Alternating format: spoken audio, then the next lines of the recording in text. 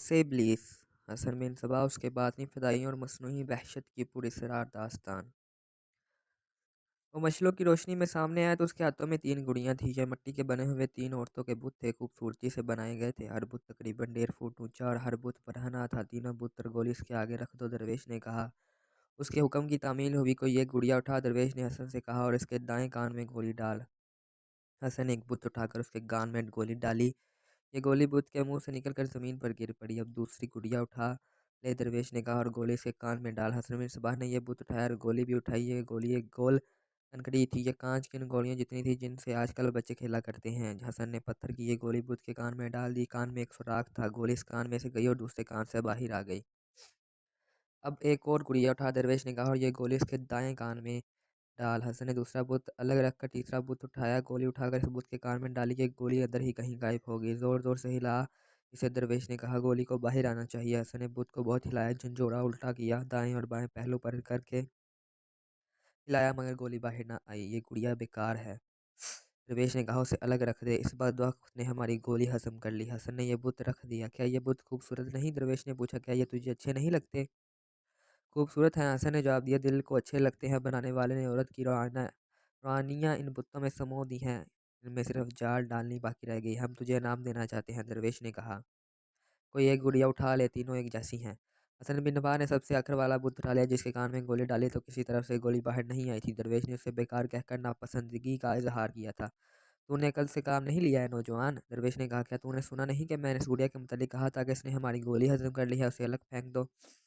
मोहतरम दरवेश, हसन ने कहा, मैं अकल और तवज्जो से काम ना लेता तो आपकी इस गुड़िया को हाथ भी ना लगाता। दूसरी दोनों में से कोई एक उठा लेता, लेकिन मेरी अकल ने मुझे बताया कि ये गुड़िया उठा ले। तेरी अकल ने इसमें क्या खूबी दिखी है, दरवेश ने पूछा। एक के कान में गोली डाली तो उसके दूसरे कान से निकल आई। हसन ने कहा, ए दरवेश अली मुका, आप यकीनन ऐसी बेटी को पसंद नहीं करेंगे जो अपने बाप की पंदो नसीहत एक कान से सुने और दूसरे कान से निकाल दे।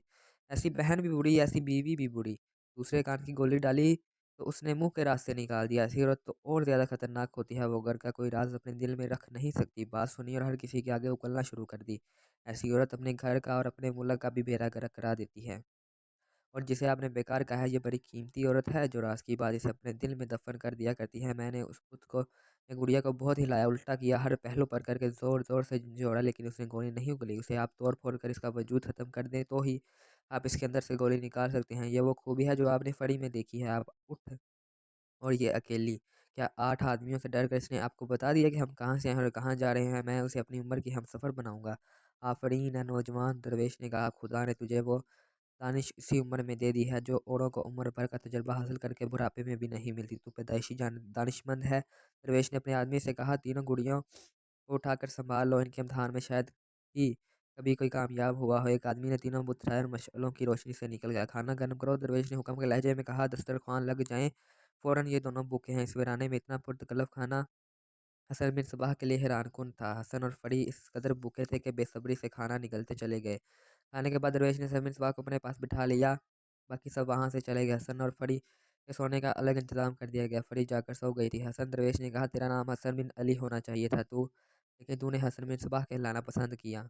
मेरे बाओ-अजदाद में सबाह अमीरी एक शख्स हुआ गुज़रा है। हसन ने कहा, मेरा बाप कुछ कम उस्ताद नहीं, लेकिन सबाह के मुतल्लिक सुना है कि उसने बहुत ही शहरत और इज़्ज़त पाई थी, और इसका कमाल ये था कि किसी को शक तक ना होने देता कि वो अय्यारी और अय्यार और फ़रेबकारों का उस्ताद है। बस यही वजह हुई कि मैंने बिन अली की बजाय बिन सबाह अमीरी कहलाना ज़्यादा पसंद किया। लेकिन आपको मेरा नाम किसने बताया? सिर्फ नाम ही नहीं, हसन, दरवेश ने जवाब दिया। तुम्हारे मुतल्लिक मुझे बहुत कुछ बताया गया है। तुम जगह से आ रहे हो, जिस जगह जा रहे हो और मैं उनके दरमियान एक राब्ता हूँ, एक रिश्ता हूँ।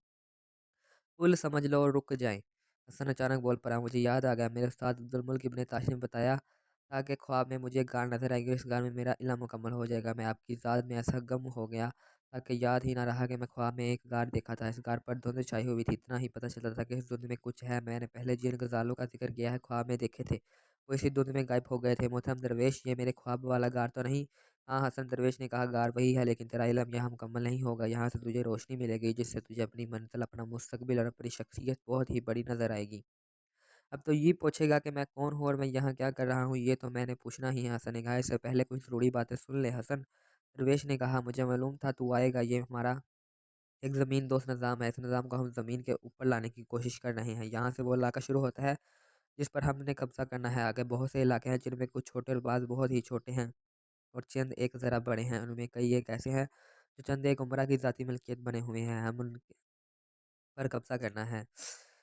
किले फ़तह करने के लिए तो फ़ौज की ज़रूरत होती है। हसन ने कहा, हम फ़ौज कहाँ से लाएँगे? लोगों की फ़ौज बनाएँगे, दरवेश ने कहा। लेकिन किस तरह? हसन ने पूछा। दरवेश ने उसकी आँखों में आँखें डालकर देखा। उसके होठों पर मुस्कुराहट आ गई। ये है वो सबक जो मैंने तुझे देना है, दरवेश ने कहा। तूने अब्दुल बिन इब्न ताश की शागिर्दी कर ली है, अब तू एक और शख्स की शागिर्दी करेगा। वो है अहमद बिन ताश। आगे एक किला है जिसका नाम किला अस्फ़हान है। अहमद बिन ताश इस किले का वली है। वो तुझे इल्म सहर का माहिर बना देगा। अब मैं जो बात कहने लगा हूँ उसका एक एक लफ्ज़ गौर से सुना और हर लफ्ज़ को सीने में महफूज रखे जाना। बिनी नू इंसान दो ताकतों के गलबे में है। यूं कह लो कि दुनिया पर दो ताकतों की हुकूमत है। एक खुदा है और दूसरा है इब्लीस। इंसान खुदा को कई रूप देकर इसकी इबादत करता है। इंसान ने सूरज को खुदा बनाया, आग को, सांप को और आसमानी बिजली को भी इंसान ने खुदा बनाया। आकर इस्लाम ने आकर इंसान को बताया कि खुदा क्या है। ये भी बताया कि ये सूरज, चांद, आसमानी बिजलियाँ, आग, सांप वगैरह खुदा नहीं बल्कि ये खुदा की पैदा की हुई हैं। इस खुदा की वहदनियत के लोगों ने मान लिया। हम भी खुदा को मानने वाले मुसलमान हैं, लेकिन अब हमने अपना अलग फ़िरका बना लिया है और हमारा दावा ये है कि सही इस्लाम हमारे पास है। लेकिन अहले सुन्नत ने लोगों के दिलों पर अपने अक़ायद ऐसे तरीके से नक्श कर दिए हैं कि अब हम इनके अक़ायद को नहीं बदल सकते। हमें कोई और तरीका इख्तियार करना पड़ेगा। क्या आपने कोई और तरीका सोचा है? हसन ने पूछा। हाँ, दरवेश ने कहा, ये बताने लगा हूँ, लेकिन ये तरीका ऐसा नहीं कि पत्थर उठाओ और किसी के सर पर मारो। यह मामला नज़रियात का है और इस मामले को सिर्फ़ तुम समझ सकते हो। सिर्फ़ मैं क्यों? हसन ने कहा। मेरा इल्म अभी खाम है और तजुर्बा कुछ नहीं। तुम्हारे पास सब कुछ है, दरवेश ने कहा। पहले वो सुन लो जो हमने सोचा है, फिर तुम खुद महसूस करोगे कि ये तो पहले ही तुम्हारे दिल में था। बात यह है कि अक्सर अहले सुन्नत ने लोगों का रिश्ता खुदा के साथ बराह रास्त कायम कर दिया है। ईसाईयत ने भी खुदा को ही अव्वल और आखिर करार दिया है और ईसा को खुदा का बेटा कहते हैं। यहूदी हैं, आतिश परस्त हैं, ये भी खुदा को मानते हैं। हमारे लिए सबसे बड़ी मुश्किल ये है कि हुकूमत अहले सुन्नत की है। शायद आपको मालूम होगा, हसन ने कहा, कि मेरा अमीर अब्बू मुस्लिम राज़ी इस कदर कट्टर सुन्नी है कि उसने मेरे बाप से कहा था कि तुम अपने आप को अहले सुन्नत ज़ाहिर करते हो तो अपने बेटे को एक इस्माइली पेशवा अब्दुल मिल्क अपने ताश की शिकरदी में क्यों बिठा रखा है? मेरे बाप ने अब्बू मुस्लिम राज़ी की किताब से बचने के लिए मुझे इमाम वाकिफ़ के मदरसे में भेज दिया था। मुझे ये मालूम हुआ है कि अबू मुस्लिम ने अपने जासूसों पे ला रखे थे जो घर-घर की खबर रखते हैं कि कहीं सुन्नी क़रीदा के खिलाफ कोई बात तो नहीं हो रही। हाँ, हसन दरवेश ने कहा, अबू मुस्लिम राज़ी ने अपने जासूसे फैलाए रखे हैं। उसे मालूम नहीं कि हमने उसके जासूसों के पीछे जासूस छोड़े हुए हैं। हम जानते हैं सल्जूक़ी सल्तनत की हुकूमत दुश्मन है, लेकिन हम उनकी जड़ें खोखली कर देंगे। हमें मिस्रियों पर भरोसा है, वो अबैदी हैं, हमारा हम अकीदा हैं। मोहतरम दरवेश, हसन ने कहा, मालूम नहीं क्यों मुझे ख्याल आता है कि मैं मिस्र जाऊँ और वहाँ से सल्जूक़ी के खिलाफ ताकत हासिल करूँ। दरवेश अजीब सी हंसी हंसा और कुछ देर हसन में इसबाह के मुंह को देखता रहा। क्यों मोहतरम दरवेश? हसन ने ज़रा खसिया हुआ होकर पूछा। क्या मैंने गलत बात कह दी है? नहीं, हसन दरवेश ने कहा, मैं तुम्हें इस बात से खुश और मुतमिन हूँ कि तुम्हें मिस्र का ख्याल आया। मैं खुश इसलिए हूँ कि ये ख्याल वैसे ही नहीं आया, बल्कि तुम में एक पुरअसरार ताकत है जो तुम्हें इशारे देती है। मैं पूरे वसूख के साथ पेशेनगोई करता हूँ कि तुम में नबूवत के नुमायाँ आसार पाए जाते हैं। तुम नबी बनो या ना बनो, तुम्हें अपनी ही शोहरत मिलेगी जो सिर्फ नबियों को मिला करती है। आने वाली नस्लें और उसकी नस्लें हमेशा तुम्हारा नाम लेती रहेंगी, लेकिन ज़रूरी नहीं कि तुम अच्छे नाम से ही याद किए जाओ। लोग तुम्हें याद ज़रूर करेंगे। पहले दरवेश की हंसी निकली थी, अब हसन हंस पड़ा। आपको मेरी बात से खुशी हुई थी? हसन ने कहा, और मुझे आपकी बात से खुशी हासिल हुई। मालूम नहीं क्यों मुझे बुराई से मुसरत हासिल होती है। मैं तुम्हें इसी बात पर ला रहा था, दरवेश ने कहा। मैं खुदा का जो जिक्र कर रहा था वो ये था कि एक कुव्वत खुदा की और दूसरी इब्लीस की। खुदा का नाम लेकर लोगों को इनके कीदों से हटाना कोई आसान काम नहीं। इस काम को हम इस तरह आसान करेंगे कि हम दूसरी कुव्वत का इस्तेमाल करेंगे, यानी इब्लीस की कुव्वत। बदी में बड़ी ताकत है हसन। बदी में कशिश है, बदी में लज्जत है और बदी में नशा है। ये कुव्वत तुम्हारे दिलो दिमाग में मौजूद है। हम लोगों पर बदी का नशा तारी करेंगे। तुम्हारे साथ ये जो लड़की है, ये तुम्हारा काम आसान करेगी। इसके साथ ही इल्म सहर को काम में लाएंगे। ये इल्म सहर का ही करिश्मा है कि तुम मुझ तक पहुँचे हो। अब तो हमने तुम्हारे इस इल्म की तकमील करनी है। इंसान ने खुदा में कमज़ोरी इंसान में खुदा ने ये कमज़ोरी शुरू से ही रखी है कि वो बदी की तरफ जल्दी आ जाता है। वो इब्लीस ही था जिसने इंसान को बहका कर जन्नत से निकाला। हम लोगों को दुनिया में ही जन्नत देंगे और ये तुम दोगे। मोहतरम दरवेश मोहतरम दरवेश, हसन ने कहा, मेरा ख्याल है कि मज़ीद बातों की ज़रूरत नहीं। आप जो कुछ भी कहे जा रहे हैं ये पहले ही मेरे ज़हन में मौजूद है। क्या ये बेहतर नहीं होगा कि आप मुझे मेरी इस मंज़िल तक पहुँचा दें जहाँ मैं अपना महाज़ खोल सकूँ? कल सुबह तुम यहाँ से रवाना हो जाओगे। दरवेश ने कहा, इस लड़की को भी तालीम और तरबियत दी जाएगी। हसन में इसबाक का इस दरवेश के पास इस अंदाज से पहुँचना जिस अंदाज से इसे पहुँचाया गया था पुरस्रार अफसाना लगता है। लेकिन फ़िरका बातिनी इसी तरह ज़मीन दोज़ और पुरस्रार तरीक़ों से फला फूला था। सल्जूक़ी सलातीन अहले सुन्नत व जमात थे, इसलिए वो किसी और फ़िरके का वजूद बर्दाश्त नहीं करते थे। तारीख़ गवाह है कि इन्होंने जासूसों और मखबरों के ज़रिए उस सल्तनत के हर गोशे में नज़र रखी हुई थी। यही वजह था कि फ़िरका बातिनी ज़मींदोज़ हो गया और इसके पेशवाओं ने अपनी कार्रवाइयों को इतना खुफ़िया कर दिया कि जासूसों और मखबरों को भी इनकी कार्रवाइयों का इल्म नहीं होता था। हसन मिर्ज़ा का उस्ताद इब्नुल मिल्क इब्न ताश कोई गैर मामूली शख्सियत नहीं था। वो फ़िरका बातिनिया का सफ़ अव्वल का पेशवा था। बाद मौरखों ने लिखा है कि वो किले का मालिक भी था। अगली सुबह सूरज अभी उफ़क़ से नहीं उभरा था जब 4 घोड़े इन चट्टानी भूल-भुलैयों से निकले। उनका रुख आसमान खरासान की तरफ था। एक घोड़े पर हसन मिर्ज़ा सवार था, दूसरे पर फरी, तीसरे पर दरवेश और चौथे पर दरवेश का एक आदमी सवार था। जब सूरज अफ़क़ से उठ आया, इस वक़्त ये चारों घोड़े एक सरसब्ज़ पहाड़ की ढलान पर चढ़ते जा रहे थे। यह बाकायदा रास्ता था जिस पर बैलगाड़ियाँ और घोड़े-गाड़ियाँ भी चला करती थी। दरवेश ने घोड़ा रोक लिया, बाकी 3 घोड़े भी रुक गए। दरवेश ने अपने घोड़े का मुँह इस तरफ फेर दिया जिस तरफ से वो आया था। पीछे देखो हसन, दरवेश ने कहा, और तुम भी। फरी हसन और फरी ने पीछे देखा, उनके चेहरों के तस्वीर बदल गए। इस बुलंदी से उन्हें दूर-दूर तक फैला हुआ जो मंज़र नज़र आ रहा था वो कुछ अजीब सा था। जिस पहाड़ी की बुलंदी पर वो खड़े थे वो बड़ी खूबसूरत घास, फूल और पौधों और खुशनुमा दरख्तों से ढकी हुई थी। पहाड़ी के दामन में कुछ दूर तक रूह अफ़ज़ा सब्ज़ाज़ार था। दूर एक नदी उभरते सूरज की किरणों में चमक रही थी। इस सहर-अंगेज़ खित्ते में मीलों रकबे में फैला हुआ एक बेअब-ओ-गया चट्टानी सिलसिला था जो गवालाई में था। चट्टानें नुकीली भी थी, बाज़ की चोटियाँ मखरूती थी, कुछ बड़े-बड़े इंसानी बुतों जैसी थी और ज़्यादातर इस तरह गोल थी जैसे कुदरत के हाथों ने उन्हें बड़ी मेहनत से बनाया हो। इसके वसत में कुछ जगह हरी-भरी नज़र आ रही थी, जहाँ चंद एक दरख्त भी खड़े थे। ये वो जगह थी जहाँ दरवेश का डेरा था। इन चट्टानों का रंग सलेटी भी था और स्याह भी, और ये खित्ता डरावना सा लगता था। देख रहे हो हसन? दरवेश ने कहा, तुम भी देखो फड़ी, मैं यहाँ से आगे नहीं जाऊँगा। यहाँ तक तुम्हारे साथ इसलिए आया हूँ कि एक आखिरी बात कहनी थी जो यहाँ कहीं कही जा सकती थी। ज़िंदगी हरी-भरी घास और फूलों की सेज ही नहीं, इसमें ऐसी-ऐसी दुश्वारियाँ भी हैं कि इंसान हिम्मत हारने के मुकाम पर पहुँच जाता है।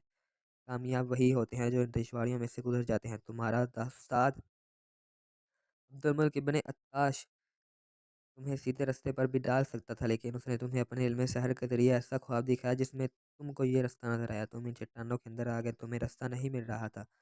2 नागों ने तुम्हें भगा कर वहीं पहुँचा दिया जहाँ से तुम इस सिलसिला में दाखिल हुए थे। इंसान की ज़िंदगी में ऐसे हालात पैदा हो जाते हैं कि उसे समझ नहीं आती कि निजात का रास्ता कौन-सा है।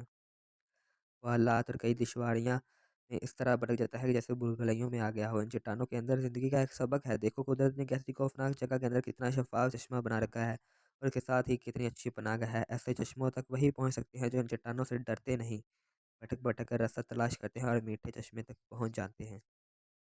हम यहाँ मौजूद थे, हमें मालूम था कि तुम आ रहे हो, हमारे आदमी तुम्हें देख रहे थे, हमें पहले बता दिया गया था कि तुम आ रहे हो।